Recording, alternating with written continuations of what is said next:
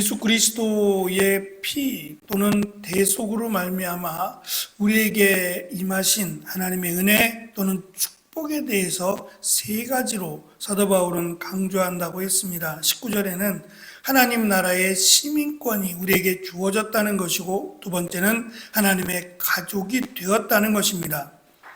그리고 우리가 읽은 20절로 22절 마지막은 하나님의 성전으로 우리를 삼으셨다라고 하는 내용을 강조합니다. 본문에서 사도 바울은 성도들의 모임인 교회가 하나님의 가정 이미지에서 반석 위에 세워진 하나님의 성전 이미지로 전환해서 설명을 합니다. 아무래도 유대인들에게 하나님의 임재 또는 하나님이 우리와 함께 하심을 가장 강력하게 설명할 수 있는 것이 성전이기 때문입니다. 또한 이방인들에게도 유대인들에게는 성전이라는 이름이지만 이방인들에게는 신전이라고 하는 이름으로 신이 함께 하시는 또는 신이 임재하는 가장 강력한 장소가 신전입니다. 이 두 가지를 통해서 하나님이 함께 하신다라고 하는 것을 가장 강하게 설명할 수 있는 그 성전이 우리 안에 성전이 되었다 또는 우리를 성전으로 삼으셨다라고 하는 내용을 설명하는 겁니다. 사도 바울은 20절부터 22절에서 이 성전의 기초에 대해서 그리고 성전의 형성과 성전의 기능 또는 목적에 대해서 세 가지로 설명을 합니다. 먼저 성전의 기초라고 하는 성전이 어떻게 해서 만들어지느냐라는 설명인데, 예수님을 모퉁이 돌로 해서 사도와 선지자들로부터 시작됐다는 겁니다. 돌이라고 하는, 성전은 돌로 만들어지게 되는데 이 돌이라고 하는 것이 예수님도 반석이요 예수님도 모퉁이 돌이라고 설명을 하고, 그러면 사도와 선지자들로 세워졌다, 시작되었다라는 말인데 그들 역시도 돌로 삼으셨다는 거예요. 여기서 사도라고 하는 것은 12사도만이 아니라 부활하신 예수님을 만나고 복음을 이방인들에게 전하도록 부름을 받은 바울이나 바나바나 디모데나 아볼로와 같은 사람들을 의미합니다. 그리고 선지자들은 구약의 선지자들을 지칭하기보다는 에베소 3장 5절이나 4장 11절에서 바울이 분명하게 강조하듯이 초대교회가 인정한 직분자들 중에는 쉬운 성경은 예언자라고 되어 있는데 이 선지자들의 직분이 있었습니다. 4장 11절을 보면 그가 어떤 사람은 사도로, 어떤 사람은 선지자로, 어떤 사람은 복음 전하는 자로, 어떤 사람은 목사와 교사로 삼으셨다 그랬습니다. 물론 이 선지자 또는 예언자라고 설명되는 이 직분이 언제까지 있었는지는 모르겠어요. 지금은 이 직분은 없습니다. 근데 이걸 가지고 지금도 자기가 선지자다, 자기가 예언자다라고 말하는 이들이 있어요. 저는 굳이 그렇게 이야기해야 될 필요가 없는 것 같아요. 왜냐하면 차등을 두지 않아요. 그러니까 가장 우선은 사도고, 그 다음은 선지자고, 그 다음은 복음 전하는 자고, 또 목사와 교사가 그 다음, 이런 순차적인 의미가 아니에요. 다 하나님의 일을 맡은 자들이고 복음을 전하는 자들이라는 것이 중요하지 어떠한 그 서열을 의미하는 것이 아니기 때문에 굳이 선지자가 되어야 되는 건 아닙니다. 목사가 돼도 복음을 전하는 자가 돼도 얼마든지 하나님의 직분 또 하나님의 일을 감당할 수 있기 때문이죠. 초대교회 선지자들은 성령이 주시는 감동에 근거하여 개인들과 교회들에게 그들의 특별한 상황에 대한 하나님의 명령을 전달하고 그들을 세워주는 역할을 한 직분자들로 성경은 이 선지자들을 소개합니다. 어쨌든 사도라고 하는 하나님의 복음을 전하는 자들이나 선지자들을 돌로 삼으셨어요.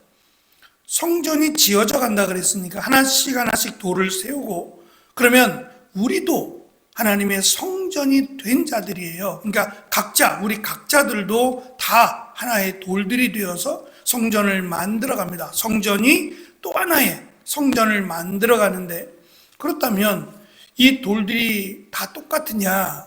물론 예루살렘 성전을 지을 때 어느 정도의 규격들이 있어요. 그러나 이 지어져가는 곳마다 돌들의 크기가 다 다릅니다. 어떠한 것은 큰 돌을, 어떠한 것은 작은 돌을 사용하고 이 돌들을 통해서 하나의 성전을 만들어갔죠. 하나님께서 말씀하신 성전으로 지어간다고 하는 우리 각자들이 돌이 될 때에 돌들이 달라요.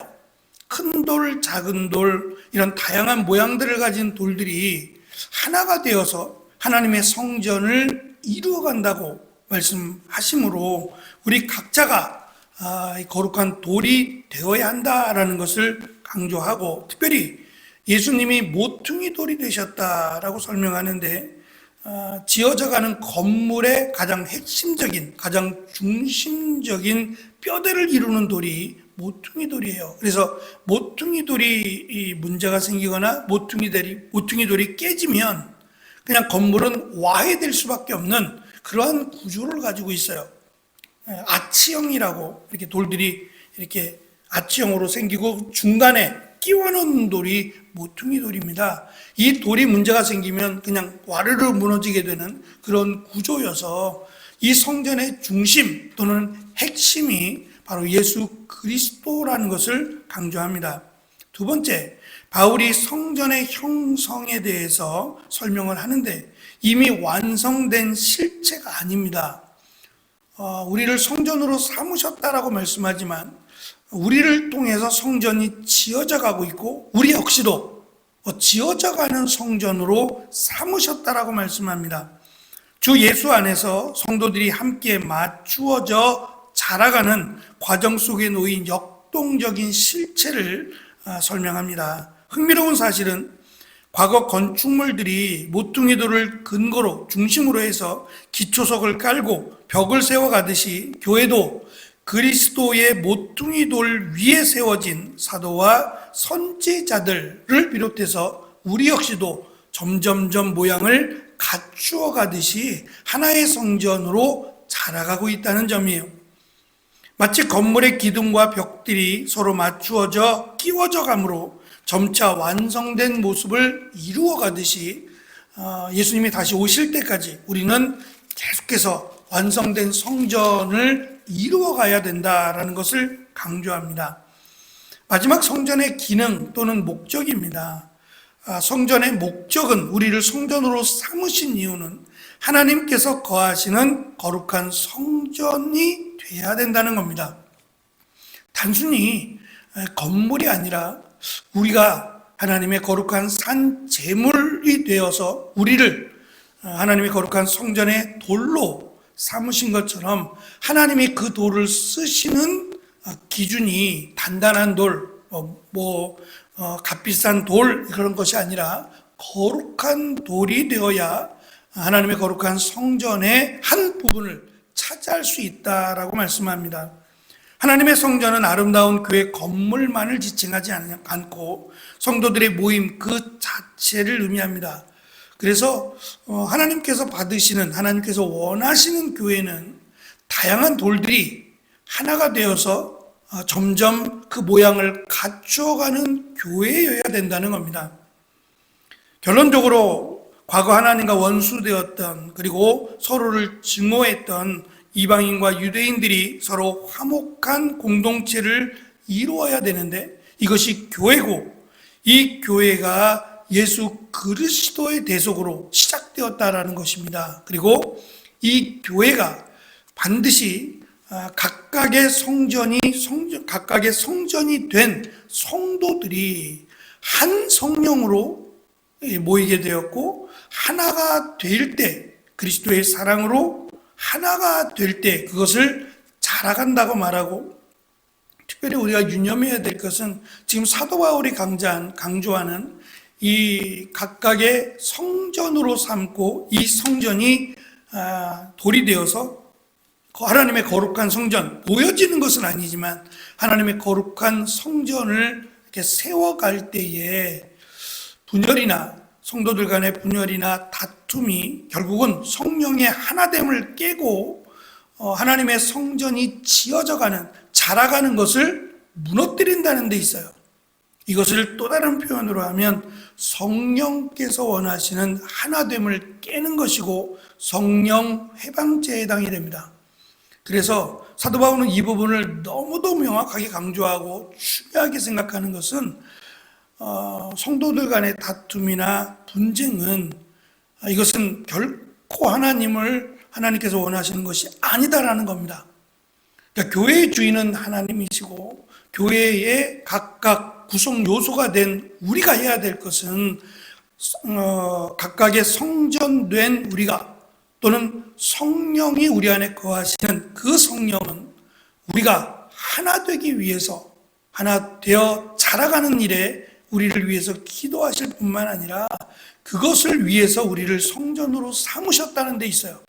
그러니까 우리가 성전으로서의 기능이라고 하는 각각의 연결시켜주는 이 귀한 은혜를 잘 감당할 수 있어야 우리를 성전 삼으신 이유가 되기도 할 뿐만 아니라 이것을 통해서 특별히 교회가 잘 자라간다는 그런 의미로 삼으셨다는 점을 우리가 기억하고, 특별히 예수 그리스도의 피로 하나님과 화목하게 되었고 이제는 사람과 사람 사이에 막힌 담, 미움의 벽이 허물어져서 하나 되게 하셨다. 그래서 교회는 화목해야 된다라는 것을 강조하셨습니다.